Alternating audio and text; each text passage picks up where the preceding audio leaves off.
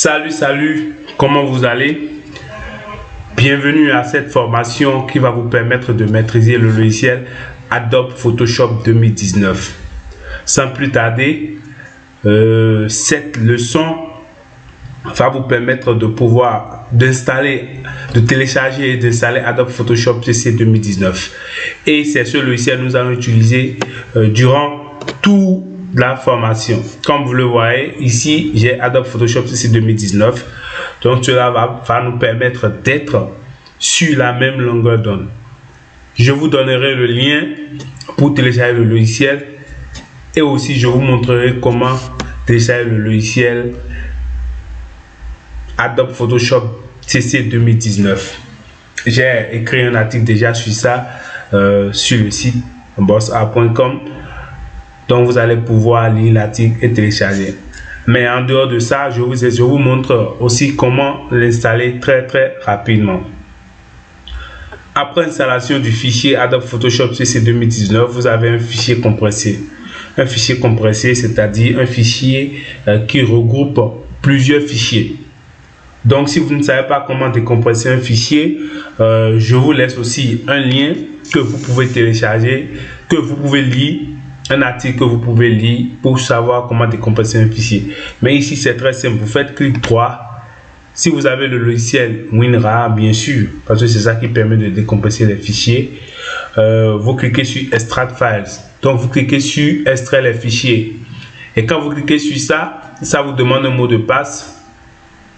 Et vous mettez le mot de passe 1, 2, 3. Donc, après décompression du fichier, vous avez ce dossier.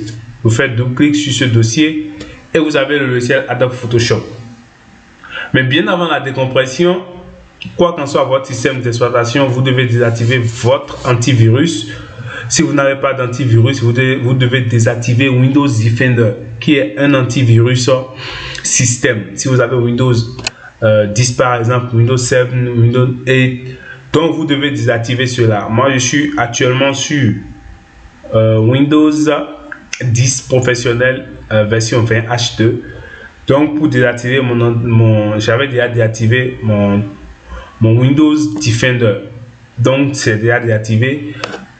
Pourquoi vous devez désactiver vos antivirus? Parce que le logiciel qui est là, c'est un logiciel qui a été craqué par les maîtres de l'art, ceux qui maîtrisent la programmation à haut niveau.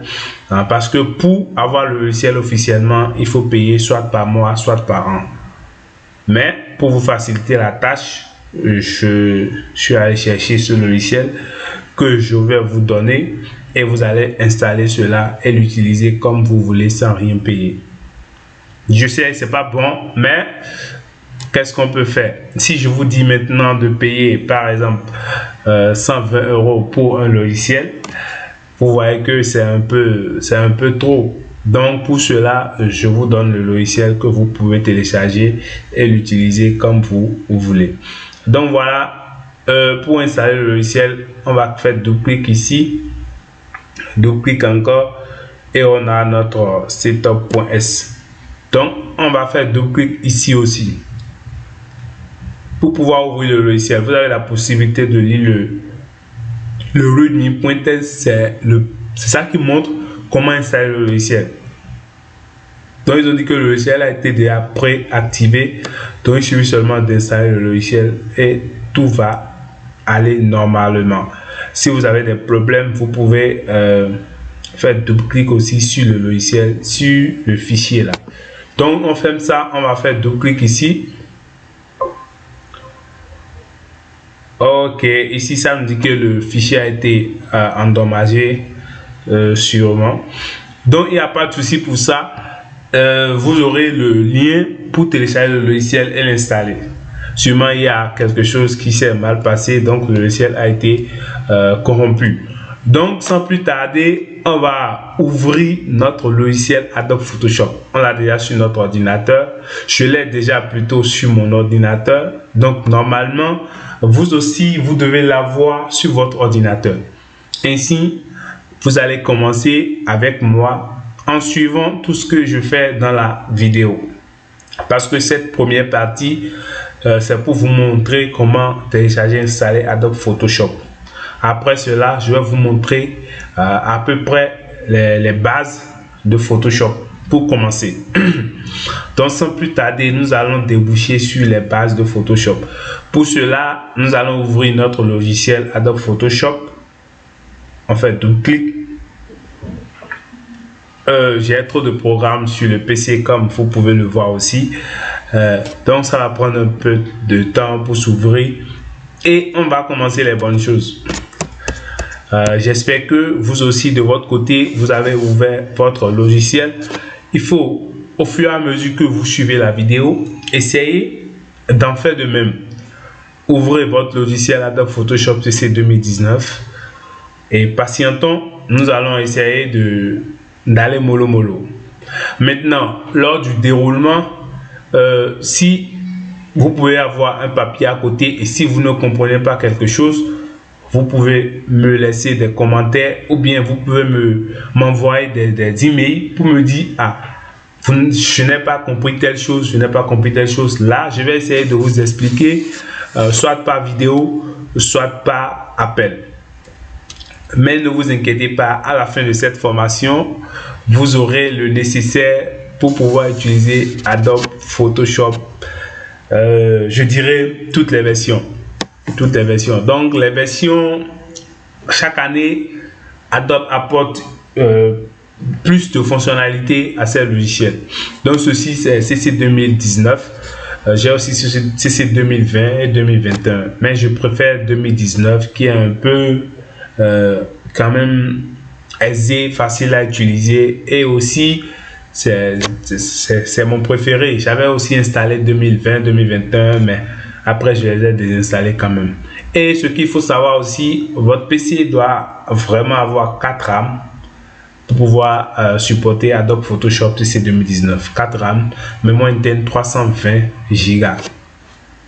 Voilà, notre logiciel est en train de s'ouvrir. Vous voyez un peu, par exemple, moi mon PC a 8 Go de RAM et pourtant ça tarde un peu. C'est compte tenu des programmes que j'ai sur le poste. Donc vous de votre côté, vous devez faire tout possible pour que le logiciel soit un peu plus rapide. Donc si votre PC a une mémoire de 4 RAM, ça peut aller. Essayer de ne pas trop bourrer le PC d'autres logiciels qui peuvent bouffer la mémoire RAM et ralentir le fonctionnement de Adobe Photoshop. Ça tourne, on va attendre un peu que ça tourne. Ne vous inquiétez pas.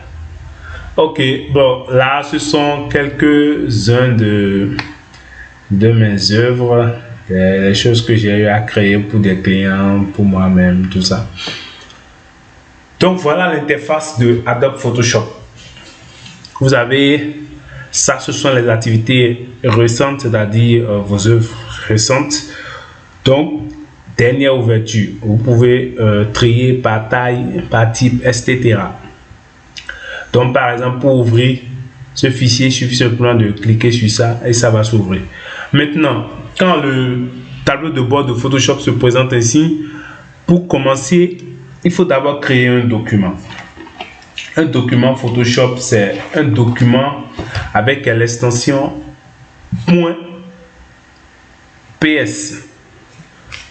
PSD, je vais vous montrer ça tout à l'heure. Donc pour créer un document, vous cliquez sur créer. Ouvrir, c'est pour ouvrir. Donc vous cliquez sur créer. On va créer un document très rapidement. Donc ça vous présente ce petit tableau de bord et vous avez la possibilité de choisir le document que vous voulez. Maintenant ici, vous mettez le titre. Ici par exemple, nous allons mettre un titre. On va mettre les bases de Photoshop. Les bases de Photoshop.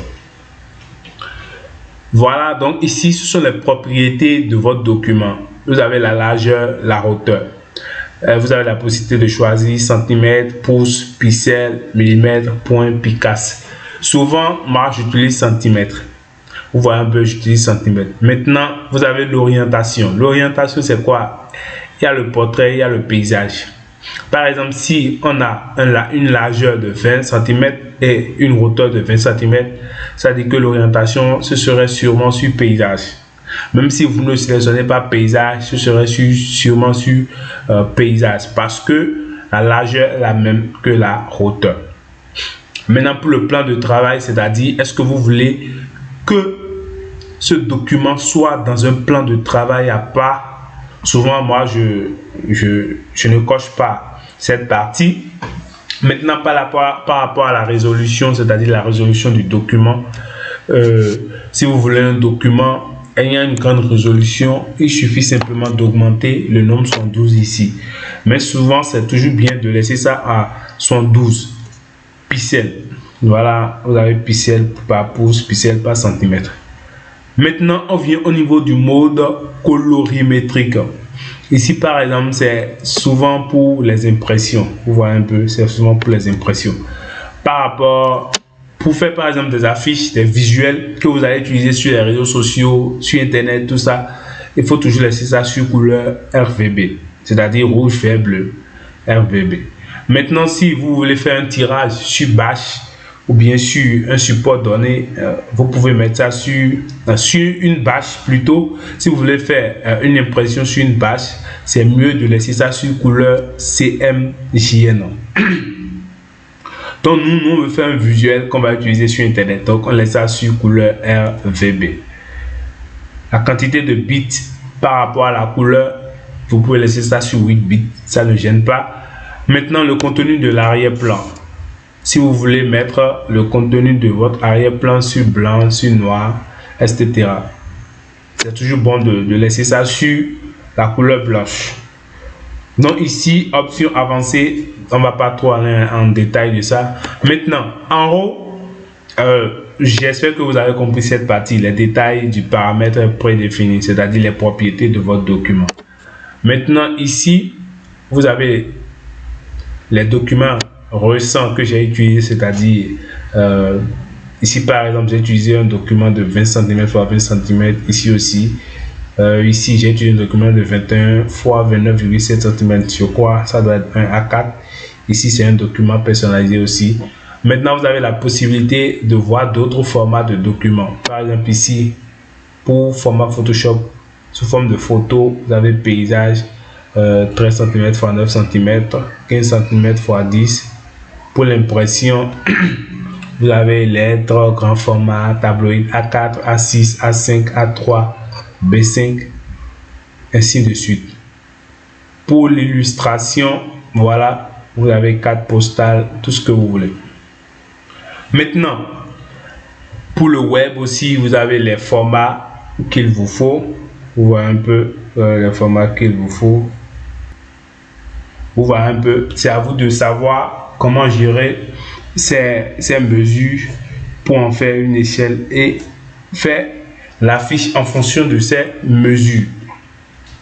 Donc je ne vais pas trop vous embrouiller. Maintenant vous savez que quand on démarre Photoshop, il y a le tableau de bord de nouveau document qui se présente. Donc vous choisissez votre document, vous donnez le nom. Ici on avait mis les bases de Photoshop. Et quand vous finissez, il suffit simplement de cliquer sur créer. Voilà. Maintenant, quand vous avez votre document, ça vient sous forme de tableau comme vous pouvez le voir. Et ici, par exemple, on a notre document. Ici, on les appelle les règles. On a les règles, tout ça. Maintenant, on a ouvert notre logiciel. Vous voyez, comme je vous le disais, là-bas, on avait cliqué sur plan de travail. Donc, ça nous a mis plan de travail numéro 1. Vous comprenez un peu. Donc, on va commencer avec les bases de Photoshop. Je vais m'arrêter ici d'abord pour que vous puissiez assimiler un peu